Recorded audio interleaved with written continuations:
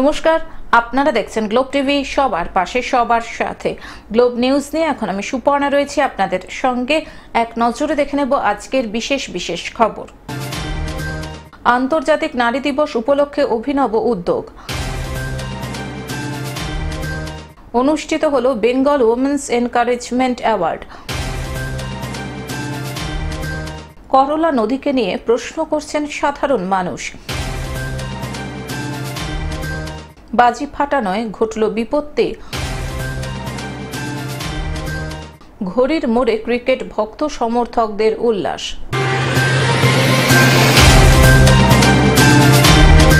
আসছে বিস্তারিত খবরে।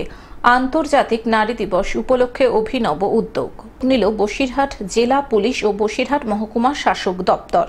শহর বসিরহাটের টাউন হলে নারী দিবস একটু অন্যভাবে উদযাপন করতে দেখা গেল, যেখানে ভারত তথা বিশ্বের মহীয়সী নারীদের নিয়ে কুইজের আসর বসালেন স্বয়ং পুলিশ সুপার, যেখানে কুইজ মাস্টার স্বয়ং পুলিশ সুপার এবং উত্তরদাতার ভূমিকায় দেখা গেল পড়ুয়াদের প্রদর্শন করানো হচ্ছে আর কুইজের মাধ্যমে এটা করা হচ্ছে। আর মাঝে মধ্যে এরকম কুইজ কম্পিটিশন এছাড়াও বা অন্য কিছু।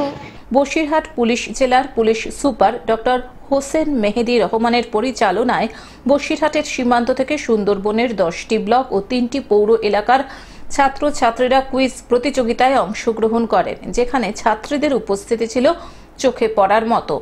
একদিকে লতা মঙ্গেশকর, অন্যদিকে মাদার টেরেসা, ভগিনী নিবেদিতা, কখনো বা গায়ত্রী দেবী, আবার কখনো বা রাজ্য সরকারের লক্ষ্মীর ভাণ্ডার, আবার সুন্দরবনের বনবিবি সংক্রান্ত প্রশ্নগুলি ছুড়ে দেন কুইজ মাস্টার পুলিশ সুপার। লাগছে এখানে অসাধারণ প্রশ্ন হচ্ছে, প্রশ্নের স্ট্যান্ডার্ডও খুবই ভালো। বিভিন্ন মহিলাদের নিয়ে বিভিন্ন প্রশ্ন করা হচ্ছে, যেগুলো খুবই জানার, আমরা ভবিষ্যতের জন্য আমাদের জানতে পারছি, ভবিষ্যতে অনেক কাজে লাগবে যেগুলো, সেই জন্য আমরা খুবই উপকৃত হচ্ছি।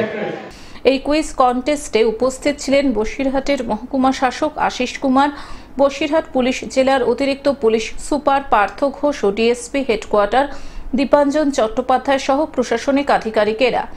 এদিনের quiz master police super doctor Hossain Mehedi Rahman বলেন, নারীদের প্রতি সম্মান শিক্ষার্থী তথা পড়ুয়াদের মনে যাতে ছোট থেকেই গেঁথে থাকে, সেই জন্যই আমাদের এই উদ্যোগ। খুবই ভালো লাগছে আজকে এখানে এসে, আর সেই উদ্যোগ খুবই ভালো একটা উদ্যোগ। এই উদ্যোগ মাঝে মধ্যে এরকম নেওয়া উচিত। বসিরহাট থেকে শ্যাম বিশ্বাসের রিপোর্ট, গ্লোব নিউজ। অনুষ্ঠিত হল বেঙ্গল উইমেন্স এনকারেজমেন্ট অ্যাওয়ার্ড। যুক্ত আশ্রয় সোশ্যাল ওয়েলফেয়ার অ্যান্ড কালচার ফাউন্ডেশনের পক্ষ থেকে 8ই মার্চ আন্তর্জাতিক নারী দিবস পালনে কলকাতা প্রেস ক্লাবে অনুষ্ঠিত হল বেঙ্গল উইমেন্স এনকারেজমেন্ট অ্যাওয়ার্ড। সমাজে নিজ নিজ ক্ষেত্রে প্রতিষ্ঠিত 10 জন মহিলাকে এদিন সংস্থার পক্ষ থেকে বেঙ্গল উইমেন্স এনকারেজমেন্ট অ্যাওয়ার্ডে ভূষিত করা হয়। বর্তমানে নারীরা অনেক ক্ষেত্রে প্রতিষ্ঠিত হলেও আজও নারী নির্যাতন, ধর্ষণ ও নির্মম হত্যা ইত্যাদি ঘটনার প্রতিফলন দেখা যায় সমাজে। এরই প্রতিবাদে কর্মক্ষেত্রে নারী সুরক্ষার বিষয়টিতে আলোকপাত করতে আশ্রয় স্বেচ্ছাসেবী সংস্থার কর্ণধার আইনজীবী শান্তনু সিনহার বিশেষ উদ্যোগেই আয়োজিত এই অনুষ্ঠান। আমি আগেও বলেছি, আবারও বলছি, আশ্রয় শুধুমাত্র যে নারীর জন্য কাজ করে তা না, কিন্তু আজকে আমাদের আন্তর্জাতিক নারী দিবস, তাদেরকে ইন্সপায়ার করাটাই হচ্ছে আশ্রয়ের প্রধান উদ্যোগ।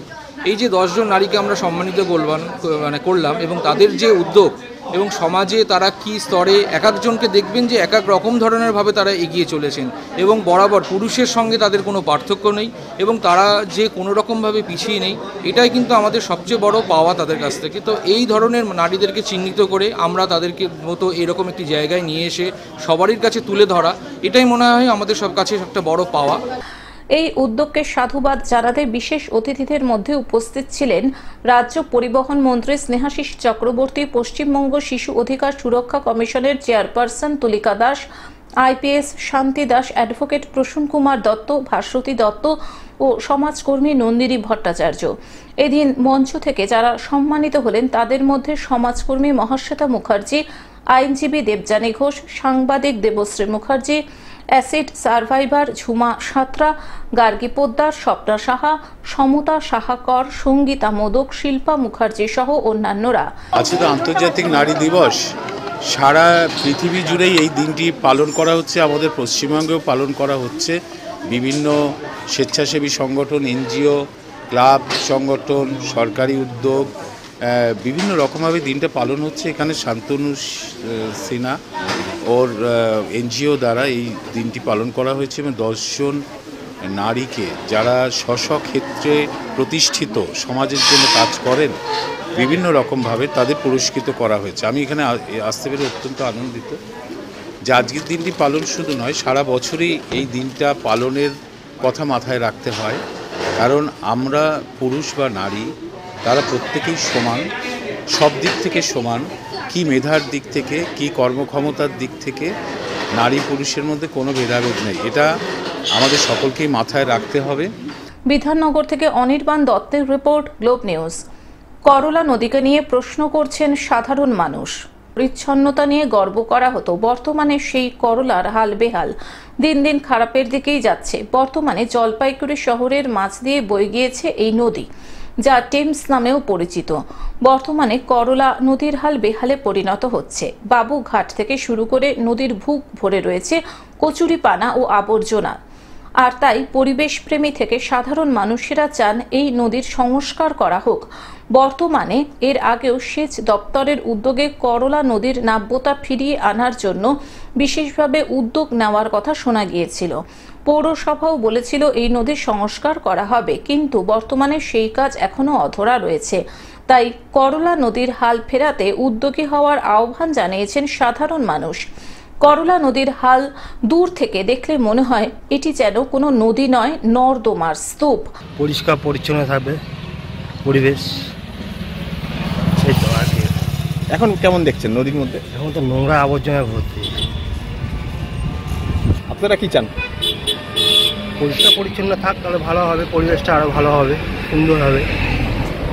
জলপাইগুড়ি থেকে সায়ন সেনের রিপোর্ট, গ্লোব নিউজ। বাজি ফাটানোয় ঘটল বিপত্তি। আগুন লেগে গেল মালদা শহরের প্রাণকেন্দ্র ফোয়ারা মোড়ের হকার্স মার্কেটে।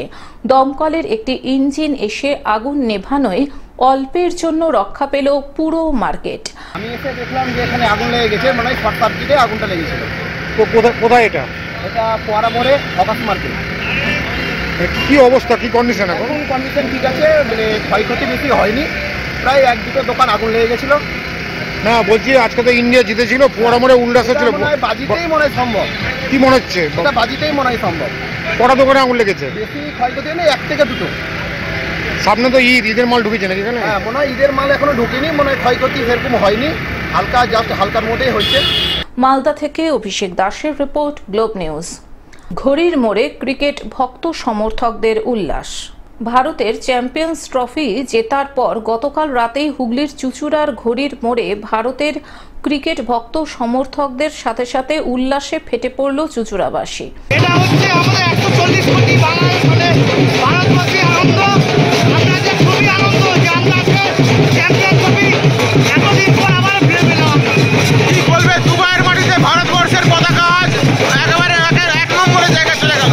অবশ্যই দুবাই কেন, এটা বিশ্বের যে কোনো প্রান্তে হলেও আমরাই চ্যাম্পিয়ন হতাম।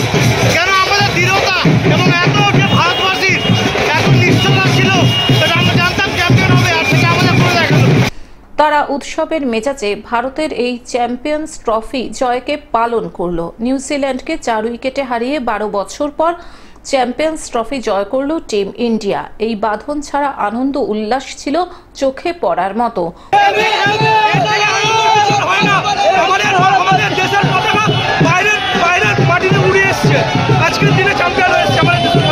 হুগলি থেকে কৌশিক ঘোষের রিপোর্ট, গ্লোব নিউজ। টেলিভিশন ছাড়াও গ্লোব টিভি এখন সমস্ত সমাজ মাধ্যমে উপলব্ধ। বিস্তারিত জানতে ফোন করুন আমাদের টোল ফ্রি নম্বর 180089197444। এছাড়াও লগ ইন করতে পারেন আমাদের ওয়েবসাইট www.globetv.in। আজকের মতন গ্লোব নিউজ এই পর্যন্তই। দেখতে থাকুন গ্লোব টিভি, সবার পাশে সবার সাথে। নমস্কার।